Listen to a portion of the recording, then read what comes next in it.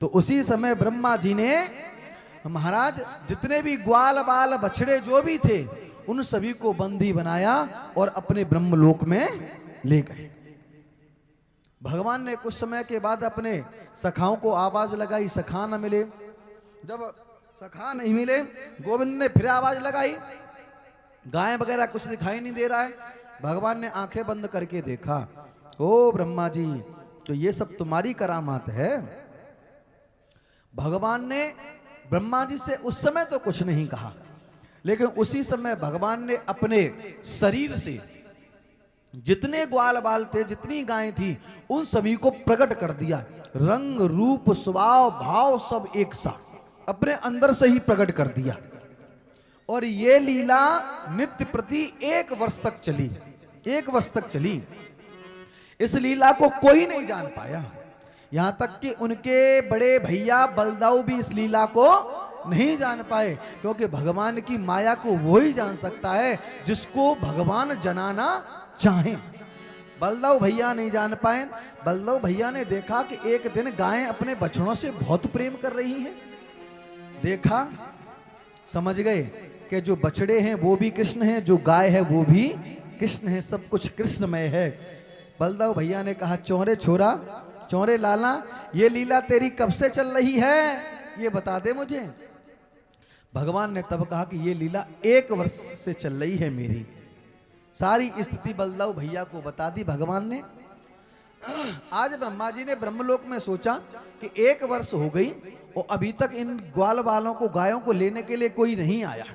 चलो ब्रजमंडल पर चलते हैं और जाकर के देखते हैं कि अगर वो ब्रह्म होगा तो जो उसे किसी बात की चिंता नहीं होगी, और अगर वो भगवान होगा, अगर वो भगवान नहीं होगा तो वो रो रो के उसका बुरा हाल हो रहा होगा।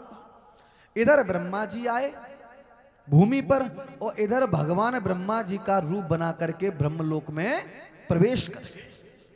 और ब्रह्मा जी ने द्वारपालों से कहा कि सावधान रहना, आजकल बहरूपीय बहुत घूम रहे हैं, मेरी शकल का दूसरा आ जाए तुम उसे प्रवेश कर दो।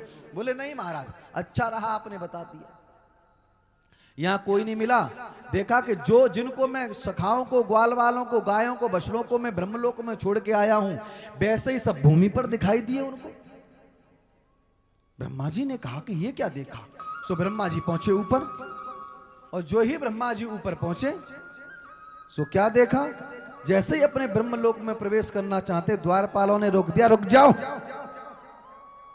ब्रह्मा जी ने कहा क्या बात है, तुम शंकर जी के भी पार्षद नहीं हो जो भांग पी हुए खड़े हो, तुम मेरे पार्षद हो और अपने स्वामी को नहीं पहचानते। उन द्वारपालों ने कहा कि तुम जैसे स्वामी जाने कितने फिरते हैं हमारे यहाँ, क्या बात है। बोले अच्छा रहा हमारे स्वामी ने हमें बता दिया कि आजकल बहरूपिया बहुत घूम रहे हैं ना, हमें तो पता ही नहीं चलता। उन्होंने कहा कि हमारे स्वामी अंदर बैठे हैं। सोई ब्रह्मा ने कहा कि ऐसा कौन आ गया अंदर बैठने वाला। ब्रह्मा जी ने बाहर से ही आंखें बंद करके देखा, सोई समझ गए ये तो प्रभु मेरा ही रूप बना करके आ गए। भगवान ने कहा कहो ब्रह्मा जी, तुमने हमारे ग्वाल बाल चुराए, हमने तुम्हारी गद्दी ही चुरा ली। बोलो राधे राधे, तुम्हारा सिंहासन ही चुरा लिया। बोले प्रभु कृपा करो अंदर आने दो। द्वारपालों से कह दिया कि आ जाने दो इन्हें अंदर। ब्रह्मा जी जितनी देर में अंदर गए उतनी देर में भगवान सभी ग्वाल वालों को, सखाओं को लेकर के ब्रजमंडल पर भूमि पर पहुंच गए। भगवान ने ब्रह्मलोक को, ब्रह्मा जी को दर्शन नहीं दिया, ब्रह्मलोक में चले आए।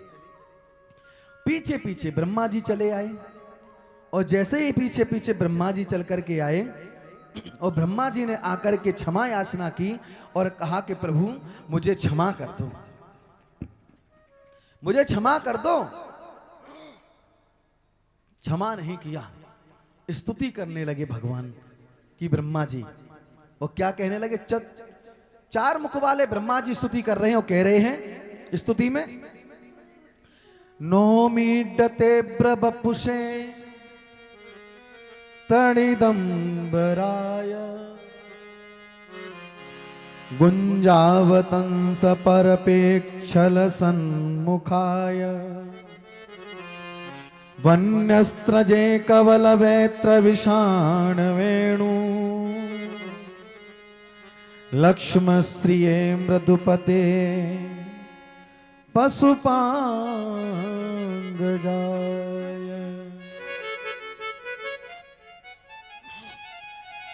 बड़े ध्यान से सुने, ब्रह्मा जी ने स्तुति की है और 4 मुख वाले ब्रह्मा जी 4 मुख धारण करके आए हैं पृथ्वी पर, और जहां पर स्तुति कर रहे हैं 4 मुख धारण करके आए हैं, वो जगह आज भी है, आज भी है वो जगह।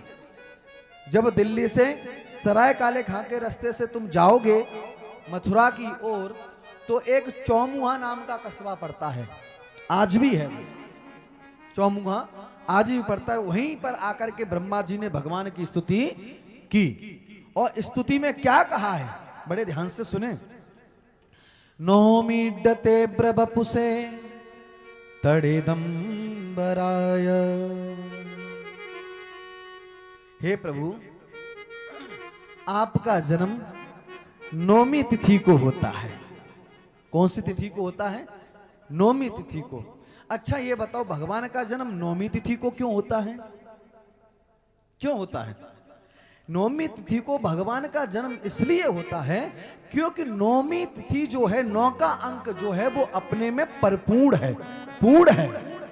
इसलिए नौमी तिथि मधुमास पुनीता, इसलिए भगवान का जन्म नौमी तिथि को होता है, क्योंकि परम पिता परमात्मा भी पूर्ण है। पूर्णमदः पूर्णमिदं पूर्णादि पूर्णमुदच्यते पूर्णस्य पूर्णमादाय पूर्णमेवावशिष्यते।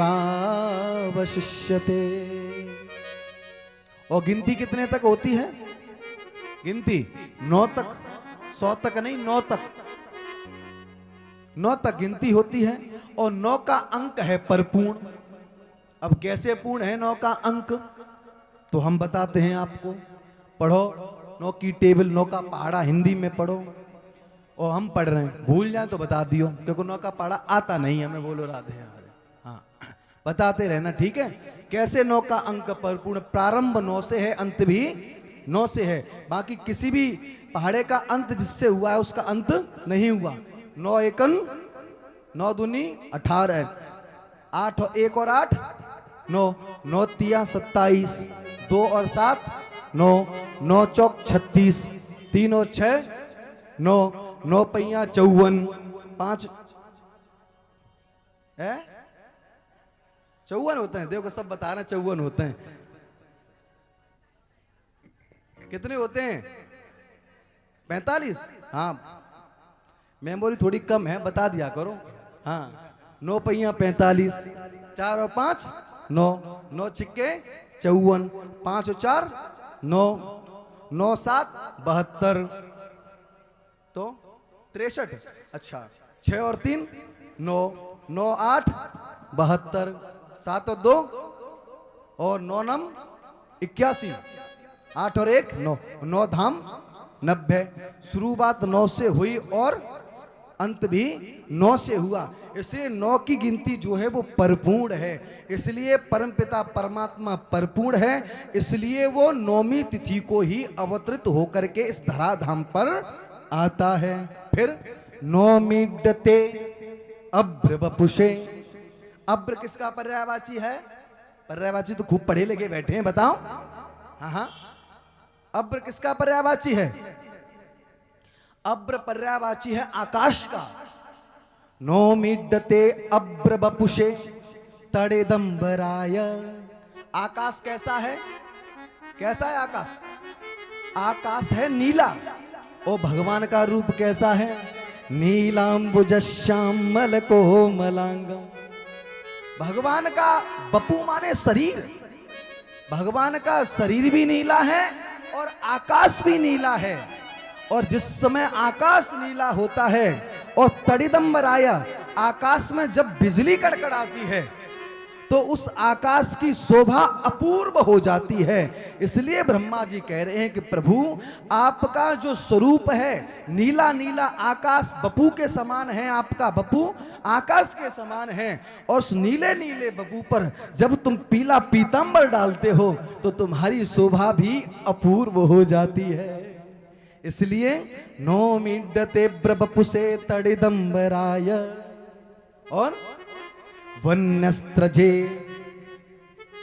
कवल वैत्र विषाण वेणु।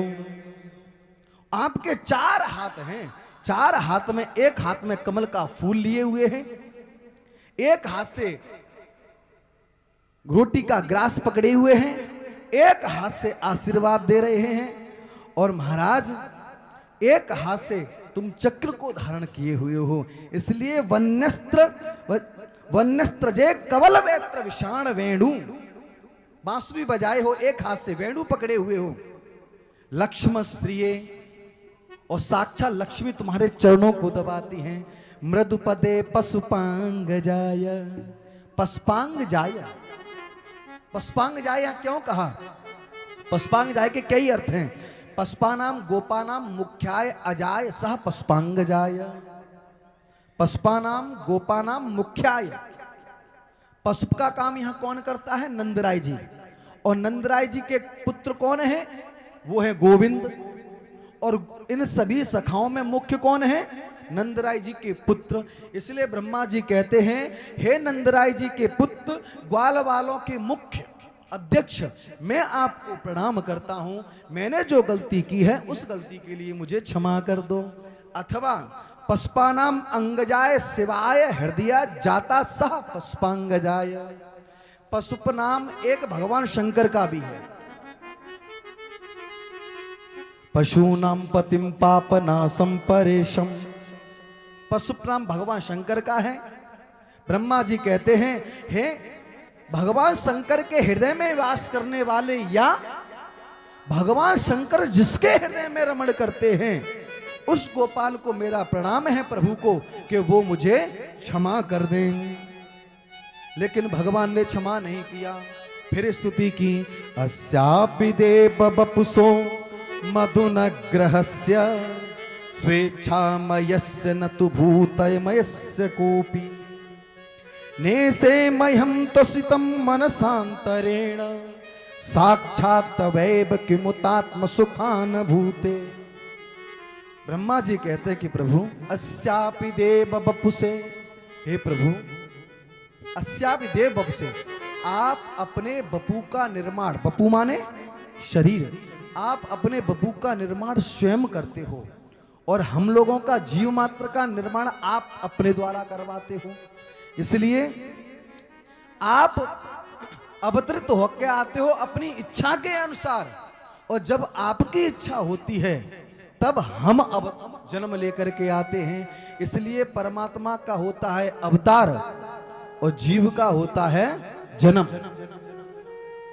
स्वेच्छामयस्य, तुम्हारी जैसी इच्छा होती है प्रभु, आप वैसा ही रूप बना करके आ जाते हो। स्वेच्छा, क्योंकि निज इच्छा निर्मित तनु माया गुण गोपाल, जैसी इच्छा होती है प्रभु की वैसा ही रूप बना करके आ जाते हैं।